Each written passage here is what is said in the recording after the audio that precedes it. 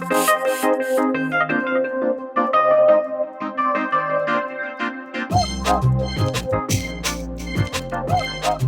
so when you open Final Cut, your windows look pretty much like this. All right, so that's what's considered the default layout. But you may find that you want more room for your viewer, or you don't really need this over here. You have a few quick options here where you can change that around just by using these icons. So hopefully you guys have discovered all of that at this point. But you can also set up windows that show up the way that you want them. So if I go to Window here and Workspaces, this is an option similar to what you have in Photoshop. Here we're on default right now. If you were wanting to organize your clips into different folders and rename them and so forth, you might want to go to something like Organize. And so that's the preset for Organize. Here again, you can go in here and turn things on and off even from there, even though you've started off with the Organize function. Or another option may be to go to Color and Effects.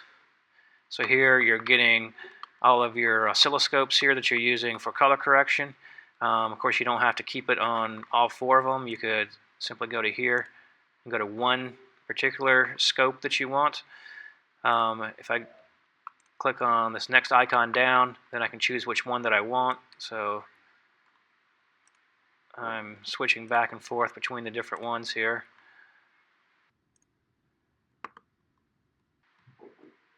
And I've got it on waveform right now.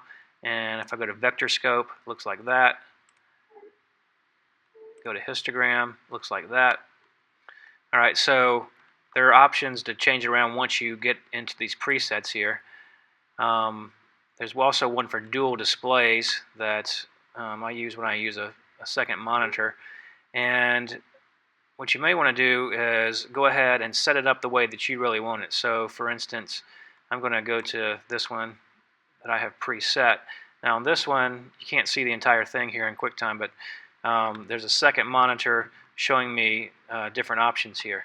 And so what I've done is I've set up my audio meter over here. So to do that, you just simply go to Window, it says Show in Workspace. Say I didn't want that. Maybe I wanted the timeline longer. I could turn that off. But I'm going to actually turn it back on because I do like it. And lots of times when it first shows up, it'll be too thin. Like it'll be like that. And I want it more like that. Okay, so I generally want the thing to show up like this. Now, on my second screen over here, I have my waveform monitors and things like that, as well as my viewers. And so to save this the way that I wanted it to, the way I wanted it to look, is I would just go to Workspaces and then Save Workspace As, and then I changed it to Eric 1. Okay, I could change it around and call it Eric 2. Or I just made a couple of adjustments. Another option for me is to go to Workspace, right here, Workspace, and then it says Update Eric 1 Workspace. These different workspaces just make it easier if you're using a couple of different options. Also, if you just don't like the default option because maybe it looks too, I don't know, too amateurish or something, and you want a more professional looking setup, you can set that up and always open it up to that. And if one of you does it and you really like it, and or someone else really likes it and you want to share it, if you go to Workspaces here and say Open Workspace Folder in Finder, then here's the workspaces. You can actually share that, and you can give it to somebody else who wants to have the exact same workspace. So those are some options with changing your workspace around to make it a little more functional for you personally, because everybody has different ways they like to work. All right, now let's look at a different option you may not have worked with before, and that is changing your preferences. If you go to the Final Cut Pro menu right here, and then down to Preferences, this pops up and you have a number of different things that you can change. Now, I wouldn't necessarily suggest you go around there and just randomly start clicking stuff, because it will change things that you've been doing a certain way. But one thing you may want to change is how long your still image duration is.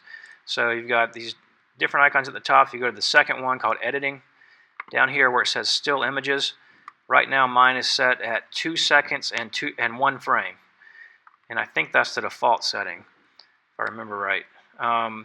But let's say at some point maybe you want to import a bunch of things that you have created in Photoshop or some other program, and they're single frames, and they're going to basically create an animation inside of Final Cut. Well, in that situation, you would probably want them to show up as just a single frame and not 2 seconds in one frame. So let's say maybe you got 30 of them.